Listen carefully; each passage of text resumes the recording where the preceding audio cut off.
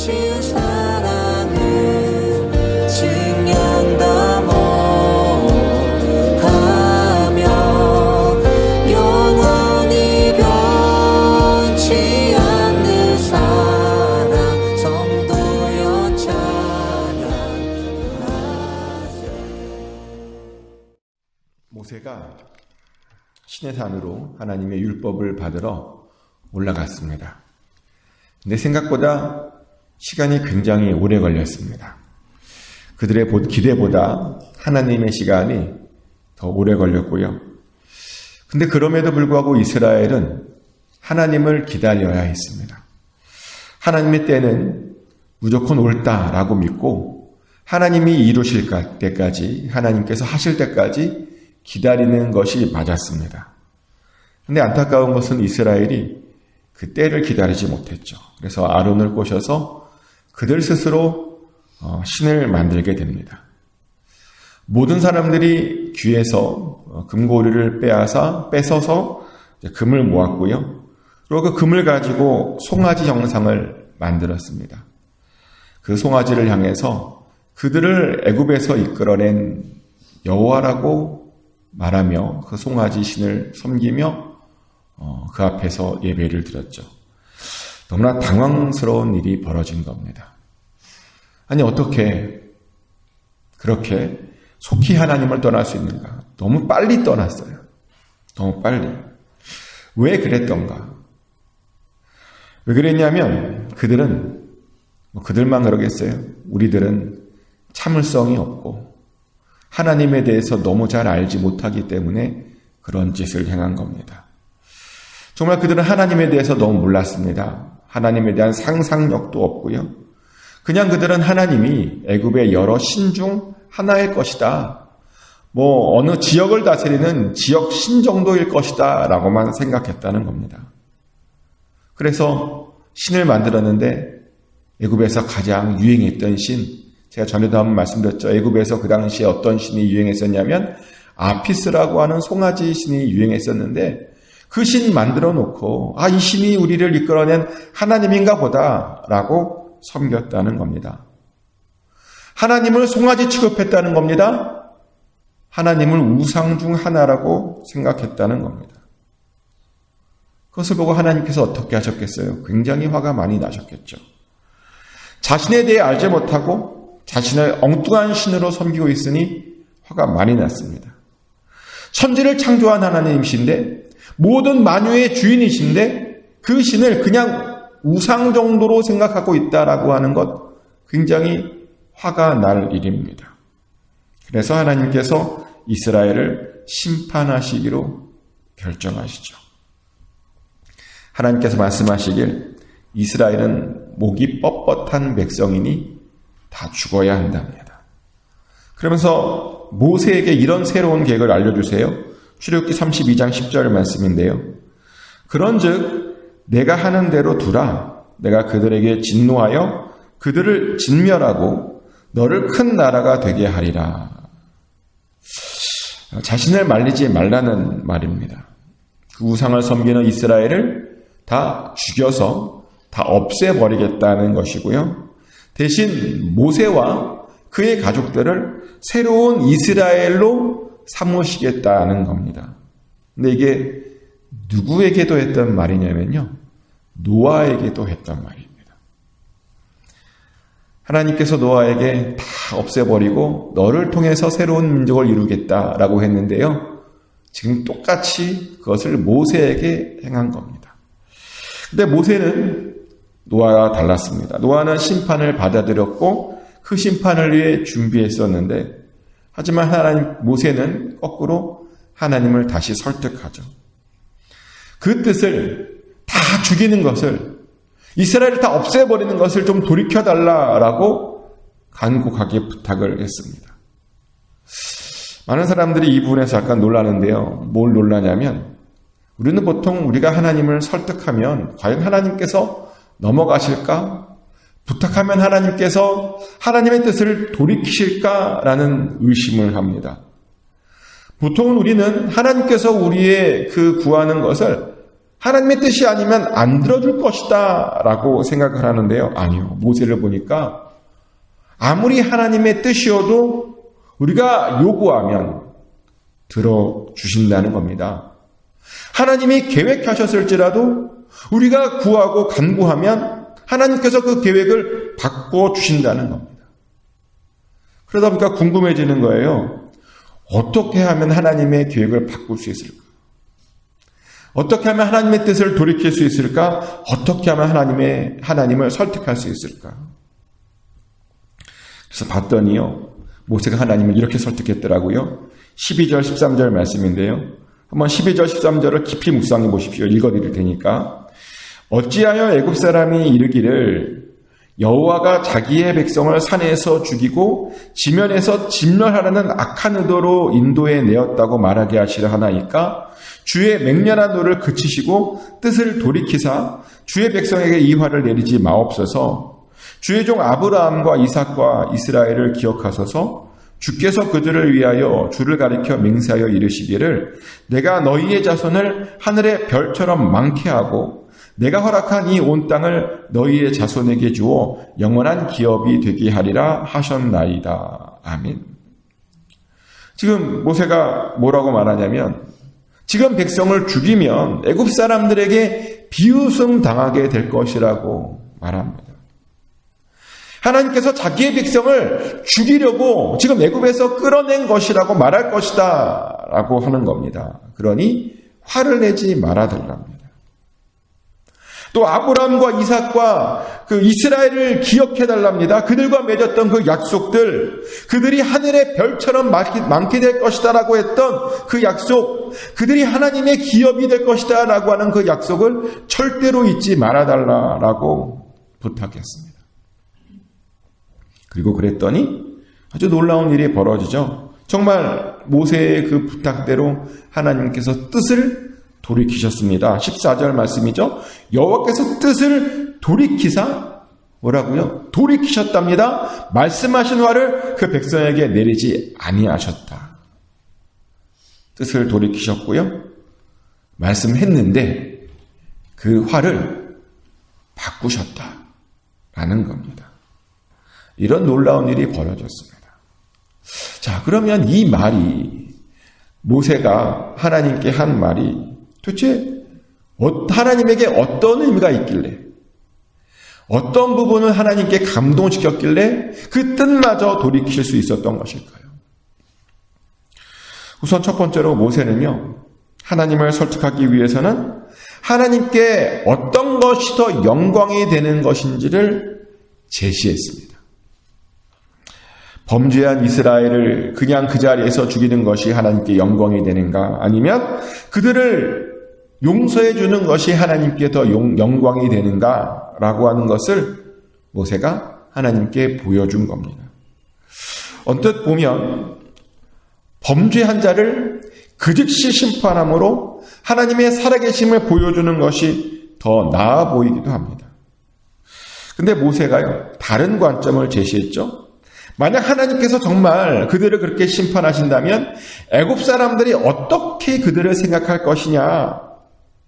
광야에서 그들을 죽이려고 데리고 나간 것이 아니냐라고 애굽 사람들이 생각할 것입니다. 라고 하나님께 말씀드렸던 것입니다. 그러면 지금 죽이면 안 된다고. 지금은 용서해야 될 때라고 하나님께 말씀드렸고요. 그 말이 사실은 논리적인 말입니다. 우리가 들어도 그렇죠. 하나님이 정말 죽이려고 데려간 건가? 라는 그런 생각이 듭니다. 근데 또 한편으로는 객관적으로 보면 이런 생각도 들어요. 그들을 죽인다 그래서 애국 사람이 신경이나 썼을까? 정말 모세가 말한 대로 그들을 죽여서 하나님이 그들을 죽이려고 그 광야로 데려간 거라고 애국 사람이 생각했을까? 뭐 그럴 수도 있고 그렇지 않을 수도 있고 반반이죠. 그런데 놀라운 것은 뭐냐면 하나님께서요. 그 모세의 설득에 넘어가 주셨다는 게 중요한 겁니다. 그냥 못 이기는 그 모세의 설득에 하나님께서 넘어가 주신 겁니다. 근데 왜 그러셨을까요? 왜 그렇게 모세의 말에 넘어가 주시는 것일까요, 하나님? 왜냐면요, 하나님께서 원하시는 것이 심판일까요? 아니요. 하나님께서 원하시는 것은 심판이 아닙니다. 우리 하나님은 무조건 심판하는 것, 징계하는 것, 처벌하는 것, 혼내는 것, 이런 걸 좋아하지 않으십니다. 우리 하나님은요, 기본적으로 사랑의 하나님입니다. 우리를 얼마나 사랑하시냐면 자기의 아들을 우리에게 내어주시기까지 우리를 사랑하시는 그런 사랑의 하나님이십니다. 은혜와 용서의 하나님이십니다. 그래서 하나님도요, 기본적으로는 우리를 용서해 주시고 싶어 하십니다. 기본적으로는 이스라엘을 용서해 주고 싶으십니다. 그런데요, 용서해 줄 명분이 없으면 용서를 안 해 주시더라고요. 이게 무슨 말이냐면요, 그 심판을 막는 사람이 있어야 하나님께서 용서해 주신다는 겁니다. 막는 사람이 있어요. 그런데 모세가 그 마음을 읽었습니다. 하나님의 뜻이 심판이 아니구나, 용서구나라는 것을 알았고요. 덕분에 그 심판을 막을 수 있었습니다. 근데 우리도 그래야 합니다. 하나님의 심판을 막는 자들이 되어야 합니다. 더욱이 요즘은 더 그래야 되는 것 같습니다. 요즘 뉴스를 볼 때마다 너무 두려워요. 위기입니다. 지난주에 제가 어떤 뉴스를 봤냐면 요즘 세계의 지도자들이 3차 세계대전을 준비하고 있대요. 너무 깜짝 놀랐어요. 3차 세계대전을 준비하고 있다. 이스라엘과 하마스의 전쟁이 그냥 그걸로 끝나버릴 줄 알았는데 여러 나라들이 참전을 계획하고 준비하고 있답니다. 유엔은 유한대로 서로 싸우고 누가 오르니 네가 오르니 싸우고 있고 중간에 막는 사람이 없어요. 이 전쟁을 막고 하는 사람이 없어 보입니다. 근데 3차 대전이 일어나면 어떻게 되는지 아십니까? 누가 그러더라고요. 4차 대전은 돌로 싸울 거라고. 다 죽어서, 다 없어져서, 무기도 없어서, 과학도 없어서 돌로 싸우게 될 것이라고. 근데 요즘 사람들이, 세계의 지도자들이 3차 대전을 준비하고 있다니까요. 그래서 그걸 보고서 이렇게 가만히 있어도 되나 라는 생각이 좀 들었습니다. 우리도 모세처럼 하나님의 심판을 막아야 되는 건 아닌가. 하나님께서 막는 자를 원하시는데 우리가 막지 않고 그냥 있는 것은 아닌가 라는 생각을 그 뉴스를 보면서 했습니다. 우리는 기도해야 됩니다. 우리 개인을 위해 기도해야 되지만 이 전쟁이 속히 그치기를 위해서 정말 간절히 기도해야 됩니다. 하나님께서 은혜 베풀어 달라고, 이 땅에 하나님의 긍휼이 필요하다고 기도해야 됩니다. 하나님께서는 지금도 막는 자들을 원하십니다.